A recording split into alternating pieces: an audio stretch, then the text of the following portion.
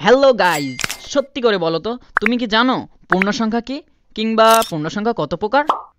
না জানলেও কোনো সমস্যা নাই, কারণ আজকে আমি আলোচনা করব পূর্ণ সংখ্যা নিয়ে, পূর্ণ সংখ্যার সকল প্রকারভেদ নিয়ে। ঠিক আছে, সো লেটস গেট স্টার্টেড। গত ভিডিওতে কিন্তু আমি আলোচনা করেছিলাম মূলদ সংখ্যা এবং অমূলদ সংখ্যা কি এবং সেগুলো সম্পর্কে ডিটেলস।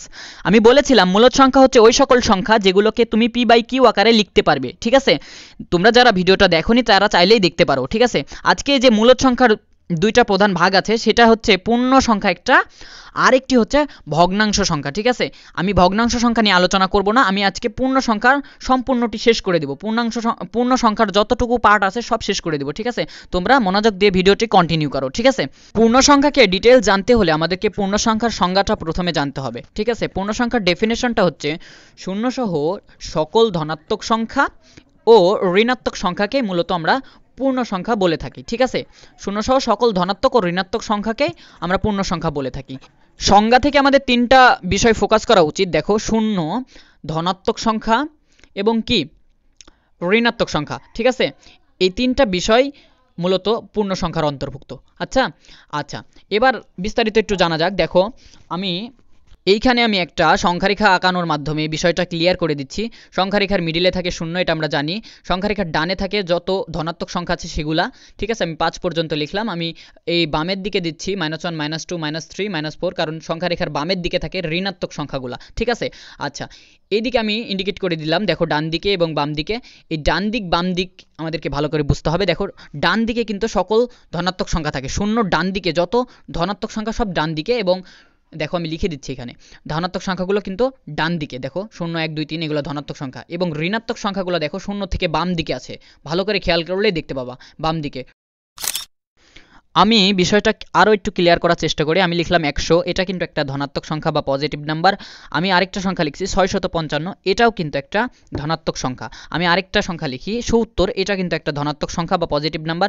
এবারে আমি লিখলাম -80, এটা কিন্তু পজিটিভ নাম্বার না, কারণ এখানে মাইনাস আছে, মাইনাস সামনে থাকা মানে এটা ঋণাত্মক সংখ্যা। ঠিক আছে, এটা কি সংখ্যা?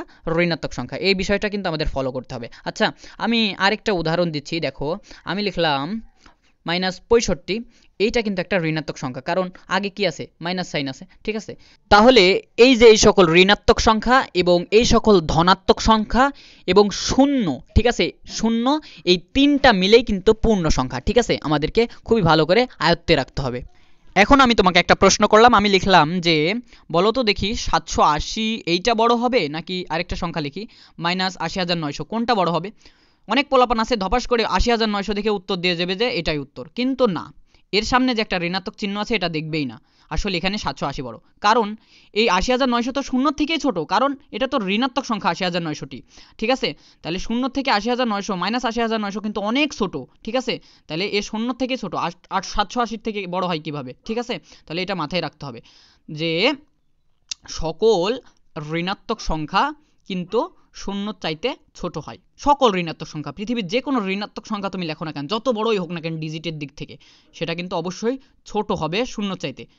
আমরা একটু আগে যে পূর্ণ সংখ্যা পড়লাম সেটার ভিতরে ধনাত্মক সংখ্যা ছিল। এই ধনাত্মক সংখ্যার আবার তিনটা অংশ, একটা হচ্ছে দেখো মৌলিক সংখ্যা, এক এবং অমৌলিক সংখ্যা। ঠিক আছে, এই তিনটা ধনাত্মক সংখ্যার পার্ট। ঠিক আছে, তাহলে চলো আমরা দেখি ধনাত্মক সংখ্যাকে ভালোভাবে আয়ত্ত করতে পারি কিনা। প্রথমে আমরা জানবো মৌলিক সংখ্যা নিয়ে। চলো মৌলিক সংখ্যার ডেফিনেশনটা আমরা দেখে নিই। মৌলিক সংখ্যা কাকে বলে? মৌলিক সংখ্যা হলো যে সকল সংখ্যাকে শুধু এক এবং ওই সংখ্যা দ্বারা ভাগ করা যায়। ঠিক আছে, যে সকল সংখ্যা শুধু এক এবং ওই সংখ্যা দ্বারাই বিভাজ্য হয় তাকে মৌলিক সংখ্যা বলে। হ্যাঁ, ডেফিনেশনটা খেয়াল করো। আমি এখানে উদাহরণ দিয়ে বিষয়টা বোঝানোর চেষ্টা করি। দেখো, আমি এখানে লিখলাম 5, এই 5কে যদি আমি 1 দ্বারা ভাগ করি রেজাল্ট কি হবে? 5। ঠিক আছে, আবার আমি লিখলাম 5 ভাগ 5, এর রেজাল্ট কি হবে? 1। কিন্তু আমি যখন লিখব, দেখো 5 ভাগ 2, এর রেজাল্ট কিন্তু 2.5। ঠিক আছে, তাহলে 5কে 1 দ্বারা ভাগ গেল, 5কে 5 দ্বারা ভাগ গেল, কিন্তু এই 2 দ্বারা ভাগ গেল না। আমি আর একটা উদাহরণ দিয়ে তোমাদেরকে বিষয়টা ক্লিয়ার করে দিই। আমি লিখলাম 5 ভাগ 10, দেখো এর রেজাল্ট কিন্তু হবে 0.5। তাহলে এই 10 দ্বারাও 5কে ভাগ গেল না। তাহলে এখানে খুব ভালো করে খেয়াল করো, 5কে শুধু 1 এবং 5 দ্বারাই কিন্তু ভাগ যাচ্ছে, অন্য কোনো সংখ্যা দিলে দশমিক আসছে। 1 এবং 5 দ্বারাই কিন্তু ভাগ যাচ্ছে, অন্য কোনো সংখ্যা দ্বারা 5কে ভাগ গেল না। তাহলে 5 কিন্তু একটা মৌলিক সংখ্যা, কারণ সংজ্ঞাতেই তো আছে যে সংখ্যা শুধু 1 এবং ওই সংখ্যার নিজের দ্বারাই বিভাজন হয় তাকেই কিন্তু মৌলিক সংখ্যা বলে। এখানে তো 5 1 এবং 5 নিজের দ্বারা বিভাজিত হলো, তাহলে কি 5 একটা মৌলিক সংখ্যা। ঠিক আছে, এরকম আরও কয়েকটা মৌলিক সংখ্যার উদাহরণ কি কি হতে পারে? তুমি কিন্তু এরকম উদাহরণ অনেকগুলাই দিতে পারবে। আমি লিখলাম 7, কারণ 7কে 1 আর 7 দ্বারাই ভাগ করা যায়। 11 17 23 এরকম অনেক আছে, মৌলিক সংখ্যা অনেক আছে, তুমি নিজে নিজে বের করতে পারবে। ঠিক আছে, আশা করি তোমাদের কাছে বিষয়টা ক্লিয়ার হয়েছে। ঠিক আছে, আচ্ছা এগুলো কিন্তু সব মৌলিক সংখ্যা। আচ্ছা, এইবার আমি আলোচনা করব অমৌলিক সংখ্যা বা কি যৌগিক সংখ্যা নিয়ে। ঠিক আছে, এটার আরেক নাম কিন্তু যৌগিক সংখ্যা। আমি অমৌলিক সংখ্যার ডেফিনেশনটা লিখি, দেখো।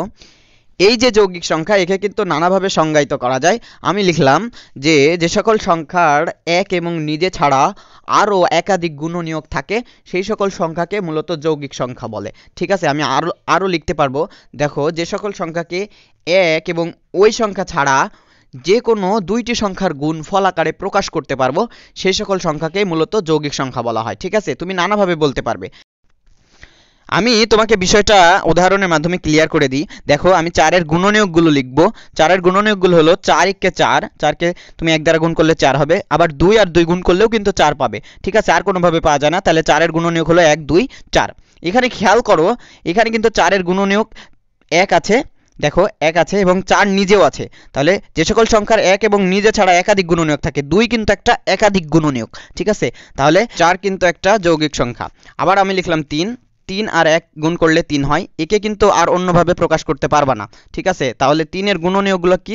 দেখো 1 আর 3, এখানে কিন্তু এক্সট্রা কোনো গুণনীয়ক নাই 1 আর 3 ব্যতীত। ঠিক আছে, তাই 3 কিন্তু ছিল মৌলিক সংখ্যা, 3 কিন্তু কোনোভাবে যৌগিক সংখ্যা না। আচ্ছা দেখো, তাহলে এই সকল সংখ্যাকে কিন্তু তুমি দুইটা সংখ্যার, ন্যূনতম দুইটা সংখ্যার গুণফল আকারে প্রকাশ করতে পারছো, 1 এবং ওই সংখ্যা ছাড়া। আবার আমি লিখলাম 9, দেখো 9-কে 9, আবার 3 আর 3 গুণ করলেও কিন্তু 9 হয়। তাহলে 9-এর গুণনীয়কগুলো কি কি? 1 3 9। দেখো সংজ্ঞাটা, যে সকল সংখ্যাকে 1 এবং ওই সংখ্যা ছাড়া অন্য কোনো সংখ্যার গুণফল আকারে প্রকাশ করা যায়। দেখো 9 কিন্তু 1 এবং 9 ছাড়া গুণফল আকারে 3 আর 3-এর গুণফল আকারেও প্রকাশ করা গেল, তাহলে 9 কিন্তু একটা যৌগিক সংখ্যা। ঠিক আছে, আর এর একাধিক গুণনীয়কও আছে। আচ্ছা দেখো, এখানে আমি লিখলাম 12, 12 কিন্তু 12-কে 12, আবার কি 6 2 12 হয়, আবার কি 3 4-এও 12 হয়। তাহলে 12-এর গুণনীয়ক কিন্তু দেখো 1 2 3 4 6 12 অনেকগুলো গুণনীয়ক আছে। ঠিক আছে, তাহলে 12 কিন্তু একটা যৌগিক সংখ্যা। তাহলে এখানে নোট করে রাখতে হবে যে যে সকল সংখ্যার ন্যূনতম 3টা গুণনীয়ক পাওয়া যাবে সেই সকল সংখ্যাগুলোই মূলত যৌগিক সংখ্যা। ঠিক আছে, এখানে দেখো 4-এর কিন্তু 3টা গুণনীয়ক আছে, কিন্তু 3-এর কিন্তু 3টা গুণনীয়ক নাই, যার কারণে 3 কিন্তু একটা মৌলিক সংখ্যা। ঠিক আছে, 3 মৌলিক সংখ্যা। অপরদিকে 4 9 12 এগুলো যৌগিক সংখ্যা। দেখো এখানে 1 কিন্তু মৌলিক সংখ্যা না, যৌগিক সংখ্যাও না, 1 একটা ধনাত্মক সংখ্যা। ঠিক আছে, এটা মাথায় রাখতে হবে, অনেকেই এই বিষয়টা গুলিয়ে ফেলে। 1 মৌলিকও না, যৌগিকও না, 1 একটা ধনাত্মক সংখ্যা। ঠিক আছে, আশা করি বিষয়টা ক্লিয়ার হয়েছে তোমাদের কাছে। মৌলিক সংখ্যা কি, অমৌলিক সংখ্যা কি, এরই মাধ্যমে কিন্তু আমি এই পূর্ণ সংখ্যার বিষয়টা আমি ক্লিয়ার করে দিলাম। আশা করি ভিডিওটা ভালো লেগেছে। কেমন লাগলো অবশ্যই কমেন্ট বক্সে জানিও এবং অন্যকে দেখার সুযোগ করে দিও একটা শেয়ারের মাধ্যমে।